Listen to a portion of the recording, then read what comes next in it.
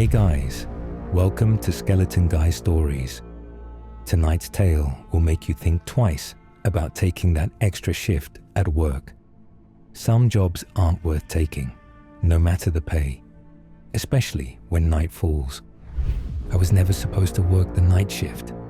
I had always been the daytime receptionist at the Silent Oaks Motel, a run-down roadside stop barely managing to stay in business. My shift was simple: check-ins, check-outs, and handling the occasional lost key. At 10 p.m., I was supposed to clock out, go home, and forget this place until morning. That was the routine. That was how it was meant to be. But that night, something changed. Pete, the old manager, called me into his office just as I was gathering my things. He didn't look at me right away, just fumbled with a set of keys on his desk. His fingers trembled slightly as he pushed them toward me. "You're staying tonight," he muttered, his voice oddly flat. I frowned. "Why?"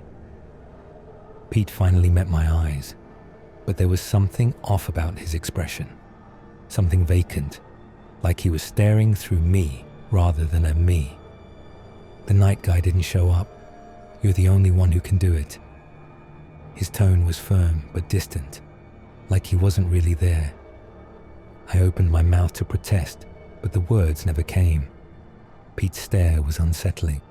There was no frustration, no annoyance, just a blank sort of expectation, like he already knew I wouldn't argue. It sent a chill through me. I hesitated. The motel felt different at night, heavier, quieter in a way that didn't feel peaceful. I could already feel that silence creeping in. But what choice did I have? Before I could think of a way out, Pete grabbed his coat and walked out the door. Just like that, I was alone. By 10:45 p.m., I was sitting at the front desk, staring at the outdated lobby decor. The motel felt different. The same cracked tiles, the same faded wallpaper peeling at the edges, but now everything seemed more alive in the worst way. The walls cracked, not randomly, but in a slow, rhythmic pattern, like the building itself was breathing. The fluorescent lights above me buzzed with a dull, electric hum, flickering just enough to set my nerves on edge. I leaned back in the chair, exhaling slowly. It was just another shift, just a few more hours, and I'd be out of here. I had to kill time somehow. The old wooden desk had a few drawers, so I started pulling them open one by one, sifting through the clutter. The first drawer held nothing but crumpled receipts and an old motel guest book covered in coffee stains. The second had a stapler and a few loose papers. Then I reached the bottom drawer. It was already open, just a crack. I frowned. I didn't remember seeing it open earlier. Slowly, I pulled it all the way out. Inside there was only one thing: a tape recorder. It was old, one of those bulky, plastic case models from decades ago. Its once white surface now yellowed with age. A cassette was already inside. The label was faded, the ink smudged, but I could still make out the words written in shaky, uneven handwriting. "Do not erase." A strange feeling crept up my spine, cold and unwelcome. I wasn't sure why, but I suddenly didn't want to touch it. The drawer had been slightly open, like someone had left it that way on purpose, like they wanted me to find it. I sat there for a long moment, just staring at it. Then, against my better judgment, I reached out. My fingers barely brushed the plastic when a gust of cold air rushed past me. I jerked back. The motel door was still shut. The windows were closed. There was no draft. I swallowed hard. My heart thudded painfully against my ribs, but my curiosity was stronger than my fear. Slowly, I pressed play.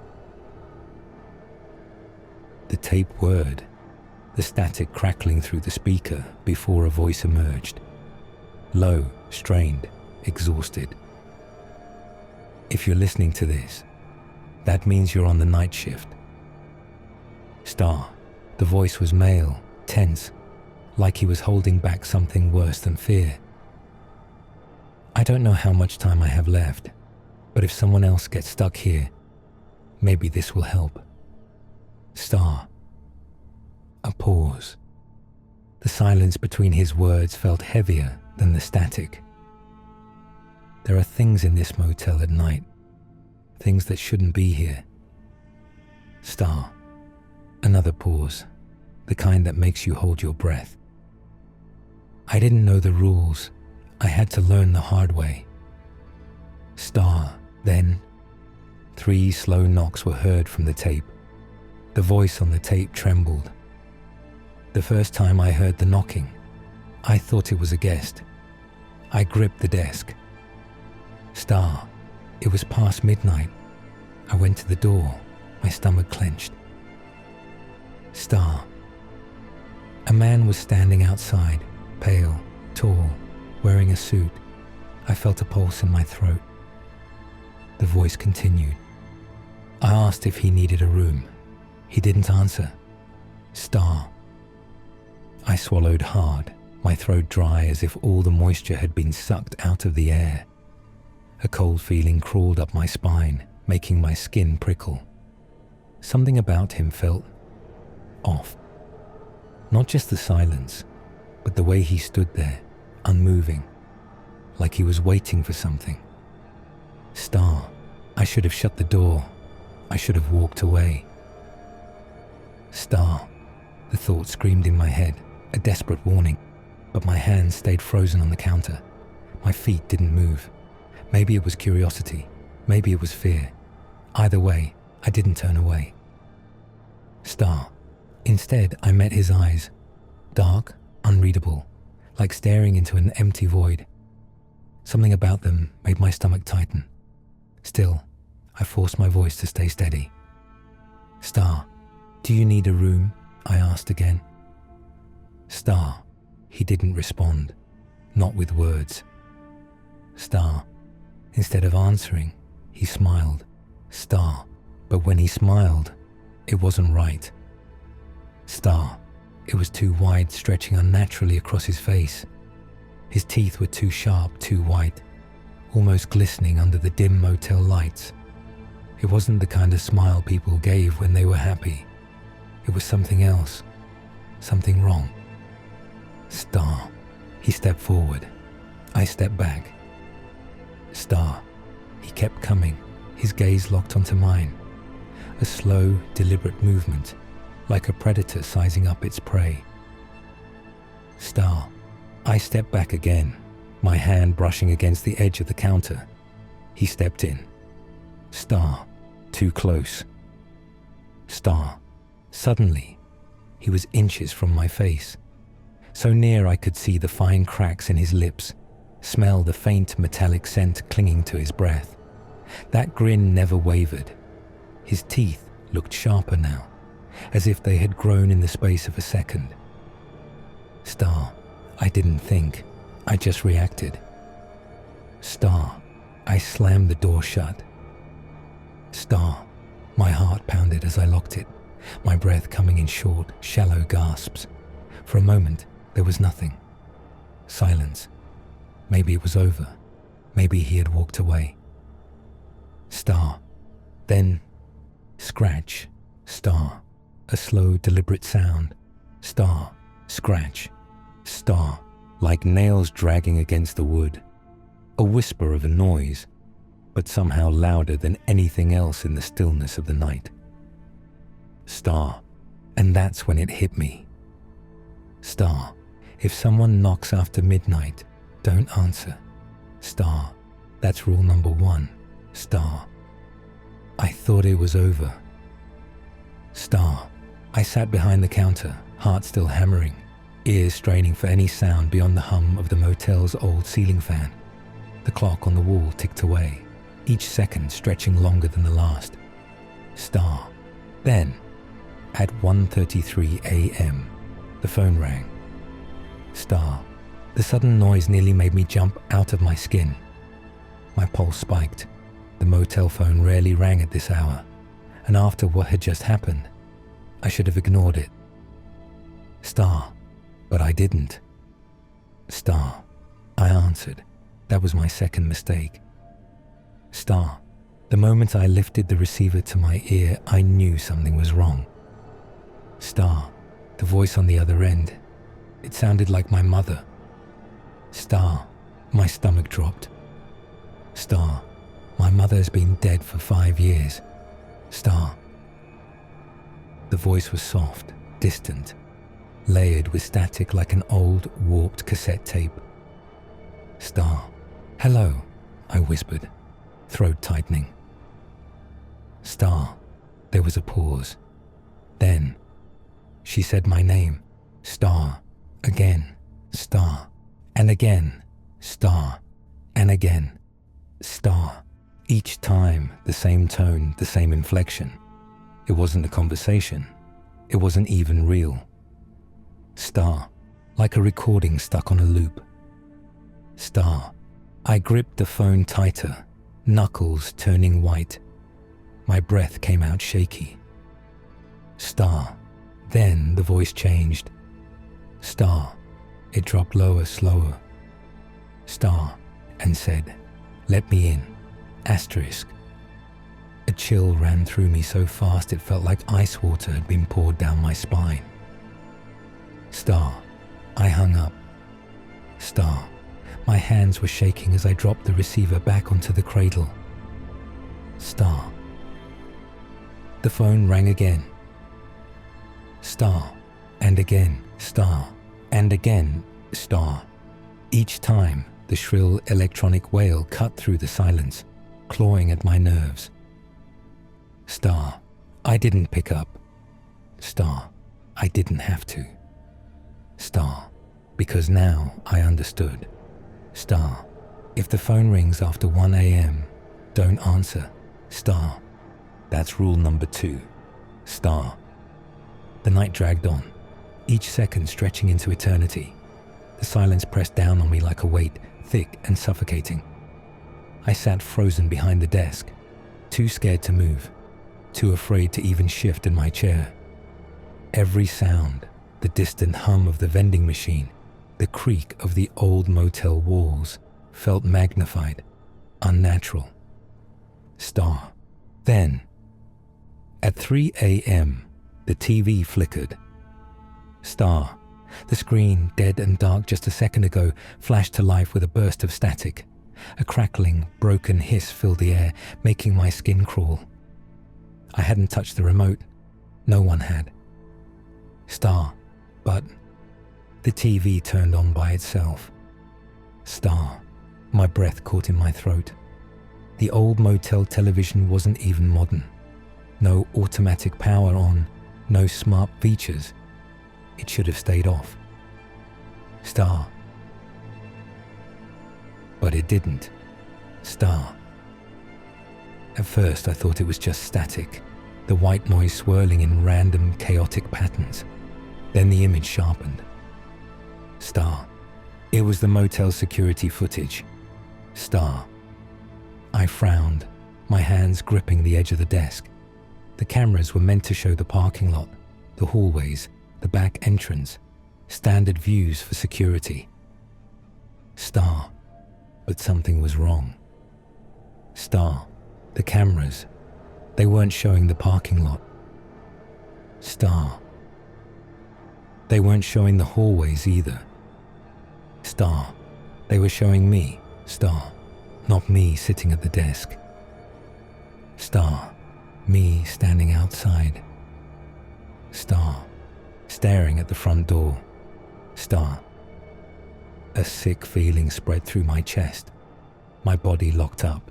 I stopped breathing. Star. It was live footage. Star. I was watching myself, but I was here. I was inside. I wasn't outside. Star. The me on the screen was completely still, standing in the dim glow of the motel's neon sign. My head was tilted slightly downward, my arms limp at my sides. But my face was nothing but a blur. Star. And then, the me on the screen started smiling.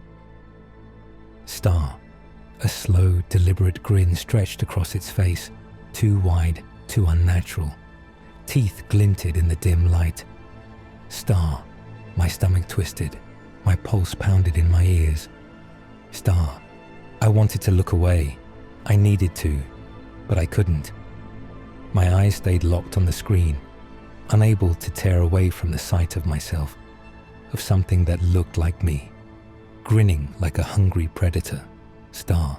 That's when I learned rule number 3. Star. If the TV turns on by itself, don't look at it. Star. By the time 4 a.m. came, I was already a wreck. Star.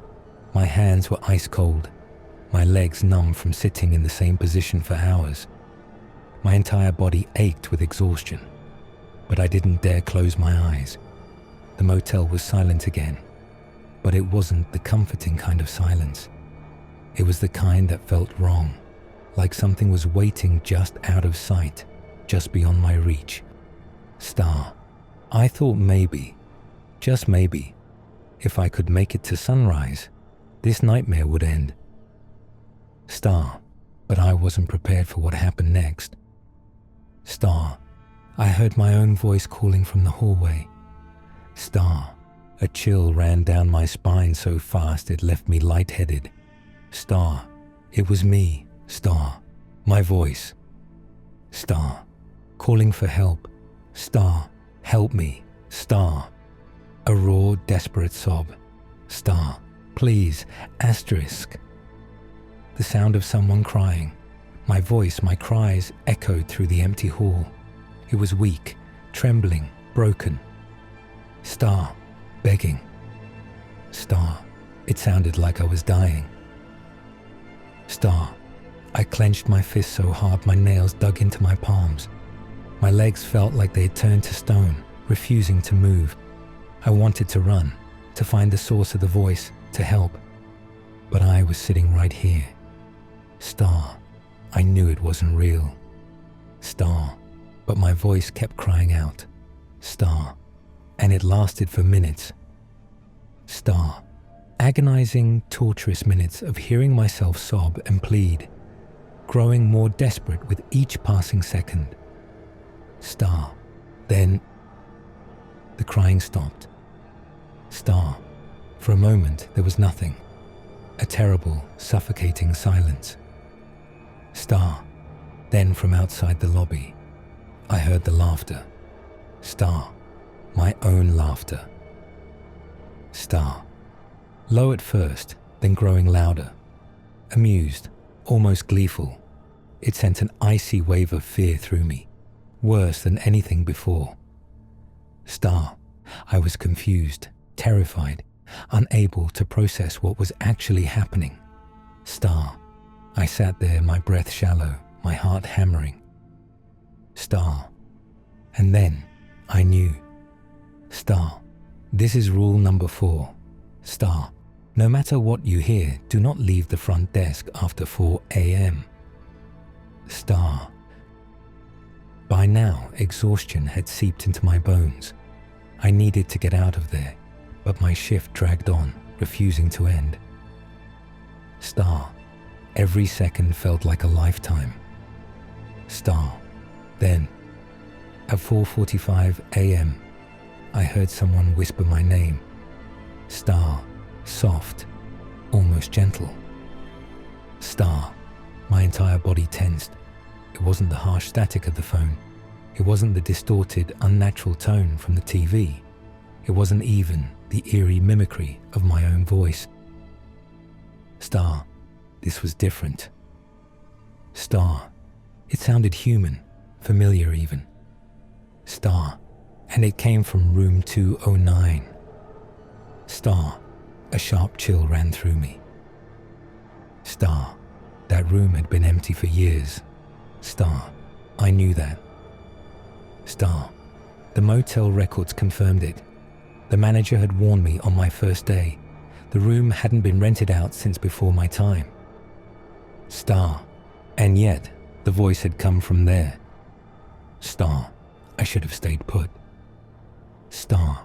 I should have ignored it. Star. But my feet were already moving. Star. I stepped into the hallway. Star. The corridor was dim, the overhead lights flickering faintly. The air felt heavier than before, thick with something I couldn't name. My heartbeat thundered in my ears as I moved closer, step by step, until I saw it. Star. The door to 209 was open. Star. Wide open. Star. Darkness pooled inside like ink, swallowing every detail past the threshold. But then, I saw someone standing in the corner. Star. A shadowy figure, completely still. It didn't move, didn't react to my presence. Star. I swallowed, my breath unsteady. The rational part of my brain screamed at me to leave, to turn around, to run back to the front desk and never look back. Star. But something made me stay. Star. I forced myself to whisper, "Who's there?" Star. For a second, silence. Star. Then, it whispered back, "Star, come closer." Star. The voice was soft, barely audible, like a breath carried on the wind. Star. My breath caught. My chest tightened. Star. Every instinct in my body screamed at me to run. Star. So I did. Star. I turned and sprinted down the hall, barely aware of my own panicked footsteps echoing against the walls. I didn't stop. I didn't look back. I didn't care who or what that was. Star. I reached the front desk, gasping for air, my hands shaking violently. Star. That's when I learned rule number 5. Star. If you hear your name from room 209, don't respond. Star. I don't know if I'll make it to sunrise. Star. But I need to say this before it's too late. Star. There's a final rule, the most important one. Star. If you're listening to this recording and you hear breathing behind you, Star, don't turn around. Star. The sound of a ragged breath, not from the speaker, but from somewhere close, right next to the microphone. Then, a loud click. The tape ends. I sat there frozen. The recorder was still in my hand, but my fingers had gone numb. The room was silent. I didn't dare move. The words from the tape echoed in my mind, looping over and over like a warning I had no choice but to obey. My heart pounded so hard it hurt, but I forced myself to breathe as slowly as possible. Then, carefully, I reached for my bag. My hands were trembling as I stuffed the recorder inside. I didn't want to touch it anymore. I didn't even want to look at it. I needed to leave. Now I grabbed my keys off the counter, shoved the motel log into a drawer without caring if it made a sound, and turned toward the exit. I was done. I was never coming back here. But then I heard a ragged breath. Right behind. Mr. Every muscle in my body locked up. My throat tightened.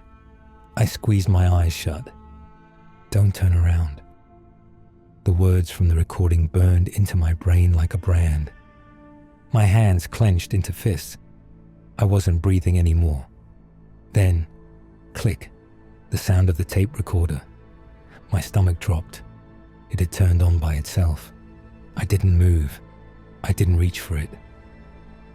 The static crackled, filling the empty space around me. Then, the voice came through. But this time, it wasn't his. It was mine. I don't know how it got there, but I didn't think much and I ran. And I never went back to the motel. This is it, guys. Hope you liked the story. If you enjoyed it, don't forget to like and subscribe so you never miss a new nightmare. Good luck.